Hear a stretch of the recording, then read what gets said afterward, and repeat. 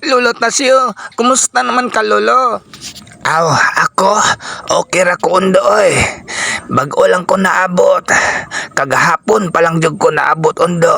Gikan kog Negros.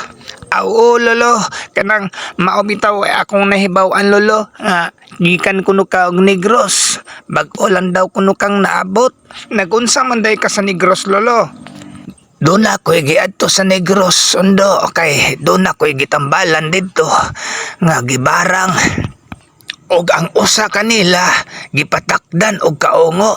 Hala, kuya, wag gud ana, Lolo. Gipatakdan man og kaungo. Kanang nganong wala man nila dada sa ospital, Lolo? Dili man kana pwede dudong. Kay kanang matakdan og kaungho ug dadon sa ospital. Sos, magsige nagwak-wak dito sa ospital. Mahibong na lang ng ubang mga gipang admit dito sa ospital nga nang nganong naay nagsige gwak-wak. Agoy, dili jud kana pwede dadon sa ospital dudong kay ang ganang kaungo dudong ug mapatakdan kaniya ana. Sos, dili jud ka mamaayo ni ana kung dili ka dadon sa albularyo. Mao na nga ila akong gipatawag kay ako kamauman ko mupahingilin sa mga daotang espiritu nga nisud sa lawas sa usa ka tawo nga gipatakdan og kaongo. Unya, kana sab ang mapatakdan og kaongo, ang nagpatakod kana ni ana dudong sa ila, ang nagpatakod sa ilaha, mga daotang espiritu kana sila. Mga espiritual nga espiritu nga mga dautan. Mao na ang nisod sa ilang lawas. Unsa man gyud hinungdan, Lolo, nga kanang matakdan man ang tawo og kaungo, Lo? Ngano nakapangutana makaginiingon ni ana? Ngano man, gusto kang maungo? Malapod, Lolo, oy. Ikaw gyud, Lolo. Di koy. Sibak ko. Malalampod, Lolo. Mahalok de kang maungo. Bitaw, Dodong. Komedya na Dodong ha, undo. Agoy, bitaw, Dodong. Tubagon ko na ang imong pangutana. Ug nganong mapatakdan ang tao og kaungo. Ug nganong maungo man ang tao. Ang tao undo, matakdan sa pagkaungo basta mo dawat sa mga pagkaon nga ihatag sa iya. Muna nga ikaw, og naay mga kumbira, pagbantay gyud bisan asa nga kumbira. Delikado kayong magpataka og kaon, magpataka og dawat-dawat diha og dunay tunol sa imuha. Ayaw gyud pagdawat pagpataka og dawat sa pagkaon nga itunol diha nimo kay wa ta makahibaw sa naghatag sa imuha og diin ka nagikan og kinsan tawhana ang naghatag sa mga sudan nga ihatag sa imuha kay wala ta kabalo nga butangan ka na nilang patakod para mahimo kang ungo. Aw, ing ana day na, Lolo. Oo, undo. Ingon ni ana ka na. Kay ako bitaw sa unang panahon tuig 2000. Namista ko dito sa Capiz, sa Picas Barrio sa Capiz. Sos, giimbitar ko dito sa ako ang amigo dito na ngaon me. Sa dihang pagkupot na nako sa plato, nagkupot ko sa plato, nagkuha ko, nagabot ko sa mga sudan dito. Pagbutan ako sa sudan o kanon, lingkod ko sa lingkuranan. Dito, pagdayong hungit nako, sos, pastilan. Nahog man na ang plato, nakagay gyud ang plato, nabuak gyud. Moto nga nabuak ang plato, wa ko modayon og kaon kay saon man ako pagkaon nga nabuak namang plato, nahog man paghungit nako. Sos di ay naaday to'y daotang plano sa ako kay ako usa man ko kay nila nga albularyo ditong lugar gyud. Kaya ako magyud tigtambal dito sa mga tao nga gipatakdag kaungo o gipambarang. Naaday sila plano kanako nga butangan ko nilag kanang kuan interesan ko nila ba mo tunahog ang plato kay doon na to'y mga plano nga dautan sila nga ri kanako.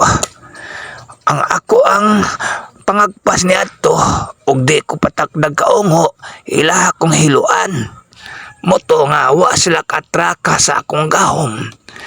kay naaman ta sandig man ta ngatos kahit asan kini nga akong gahom gikan pa sa pudnis akong apuhan nga usapod ka albularyo.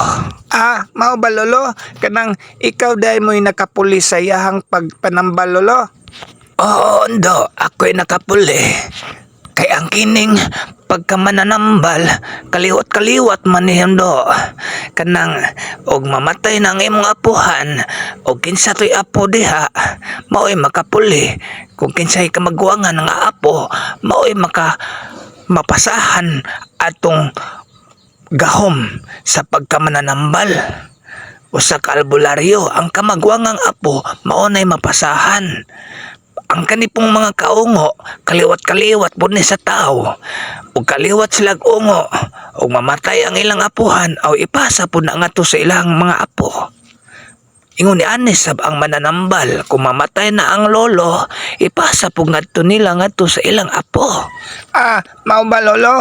Ingana dahil na lolo? Oo, ingon ni Ana ka na undo. Unya lolo, kanang mga barangan lolo, unsa man po na lolo? Kanang unsa man po na ilahang kanang gipanggamit nga mubarang silag tao, unsa man na ilang giampuan lolo? Ang kanang mga barangan, iya kana sa mga dautan. Mga diablo kana undo. Adto na sila magampo sa mga yawa. Sila ang kampo ng kadiliman. Mga bahig na sila sa mga yawa. Mga bahig na sila sa kangit-ngit. Mao ba lolo? Unya lolo, kanang mga diliingon sa ato lolo, kanang mga tikbalang, mga duwindi ug kanang mga white lady, unsa man sabna siya lolo? Og kanang mga agta. Ang kanang mga duwende, mga tikbalang, white lady ug mga agta, mauna sila'y kanang gihinlan sa tong Ginoo nga gilabay na sila dire sa bungaw kanang mga dagkong pangpang, gilabay na sila didto mga dagkong kahoy. Ang uban diha nahatug pa sa mga dagkong punuan sa kahoy, mga dagkong punuan sa akasya, punuan sa dakit ug sa mga langob, mga dagkong bato. Anaa ka na sila nahatug pa dihang tungura. Mao ka na sila'y mga diliingon sa ato, apanaan na sila'y mga gahom, kay kana sila gusto na silang mo labaw pa sa Ginoo. Mo na nga wa na sila mauyon sa Ginoo sa kahit saan. Mo na nga gipanglabog na sila dire sa mga pangpang, sa mga dagkong punuan sa kahoy, ug naa na sila diha nagpakabuhi og kanang naa sila diha na nimuyo. Apan dili nato sila makita kay tungod sa ilang gahom sila rin makakita kanato. Doon na sila pinuyanan nga dakong gingarian. Magtanaw ta sa dakong kahoy, daw tanaw na to kahoy lang, pero balay dito sa mga engkantuhanon. Tanaw na to dagkong bato sa atong tanaw, pero usa dito kadakong syudad sa mga engkantuhanon. Mao ba lolo? Unya kanang ikaw lolo, nakakita na ka og engkanto lolo? Ako nakakita na jud og engkanto. Nakakita gyud ko undo. Apan dili tanan tao ang pakit-on nila. Pilion ra kaayo ang tao nga ilahang pakit-on. Sulagma ra kayo nga pakit-on ang tao ni ana. Sulagma ra kayo ang tao. Sulagma ra kayo nga makakita og diingon sa ato. Depende ra nila kung magustuhan kanila, pakit-on kanila. Pero ang uban ni ana, delikado kayo og pakit-on ka, labi na gyud og dad-on ka ngadto sa ilahang gingharian. Og madala na kanila sa ilang gingharian. Og dili ka madali sa albularyo. Sigurado gyud nga di na jud ka kabalik sa atong kalibutan.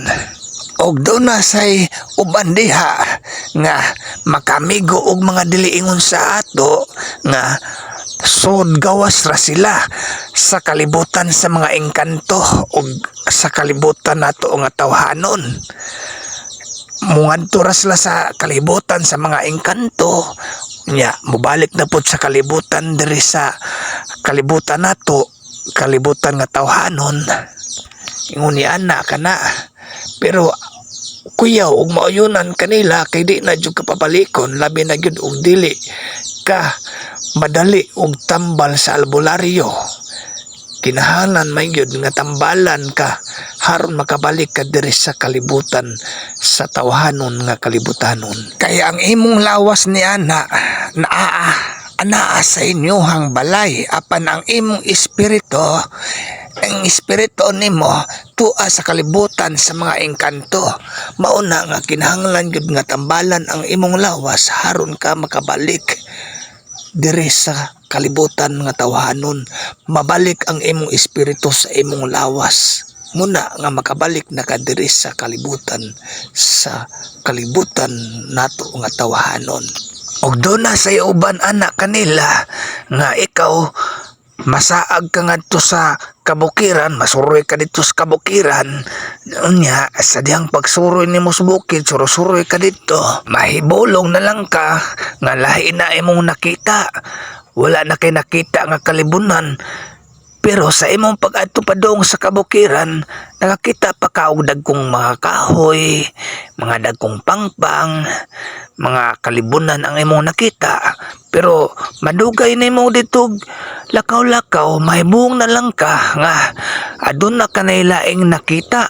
Nahibong ka na lang nga nganong naabot ka og syudad. Nahibong ka nga syudad na di ay sa mga engkanto ang imong nakita. Wala na kay nakita ang mga dagkong kahoy, wala na kay nakita ang mga kalibunan. Apan ang imong nakita lahi na, usa na kadakong balay, mga balay na ang imong nakita. Sus, di ay naabot na di ka sa syudad sa mga engkanto. Maunay gitawag nga ikaw gilamat, gidaka ngadto sa syudad sa mga engkanto. Sila may nakakita nimo, ikaw wala makakakita. Giusab ang imong pananaw, giusab sa mga engkantuhanon kay kana sila naaman na sila gahumgod. Di man sila basta-basta. Sa tantong paglakaw-lakaw nimo sa banwa, nahibong ka na lang nga wala na kay nakitang dagkong kahoy, natingala ka na lang nga ang imong nakita pulos na mga balay, nga mga nindot na kayong balay. Sus, naabot na di ka sa syudad sa mga engkanto. Tingala na lang ka nga wala na kay nakitang mga kakahuyan. Mga una adya nga ingon ni ana, nasa ingon ni ana nga lamaton ka. Dili ang imong espiritu mo idadon dito. Ang imong pagkaikaw, ang imong lawas gud mismo nakatunob sa syudad sa mga engkanto. Mao na gitawag nga lamat, giusab ang imong pananaw. Gipakita kanila ba sa kanang syudad sa ilahang gingharian ba, sa ilahang syudad. Gipakita kanila sa ilahang gingharian sa syudad sa mga engkanto. Yawag ko na lulo no? Oo, kuyaw mo lang undo. Busa ikaw ha. Ayaw gyud pagpataka og laag-laag sa mga banwa. Kay basin unyag taguan ka sa mga engkantohanon. Oo lolo, di ko maglaglaag sa mga banwa lolo oy, kanang mga kakahuyan, mga dagkong kahoy kay mahadlok lolo oy. Ana gyud ha. Bantay bitaw. Ayaw gyud pagpatakag laag-laag ha. Ayaw na pagsumok-sumok anang mga kadagkong kahoy dias unahan kay pagkadelikado biya simbakog taguan kas engkantohanon. Oo lolo, di na ko mulaag dito sa dagkong kahoy lolo oy. Kuyaw kayo. Oh, basta ha, ayan na gyud paglaag sa mga kakahoyan ha, mga dagkong kahoy, mga banwa dito sa unahan, ayan na gyud paglaag-laag baya ha. Oo lolo. Og diring tungura natapos ang ato ang sugilanon mga kwento ni Lolo Tasyo. Ayaw din mo kalimot sa pag-like ug sa pag-subscribe sa atong YouTube channel, Ingko Tasyo Albularyo. Ug daghang kayong salamat sa inyong pagpaminaw ug sa pagtan-aw no. Daghang kayong salamat sa mga nagsuporta. Ayaw mo kalimot di ay no sa pag-like. Thank you kayo sa tanan. Salamat gyud kayo sa inyong pagtan-aw. Hinaot nga ana mo sa mayong panglawas matag adlaw. Ang mga kwento ni Ingko Tasyo Albularyo.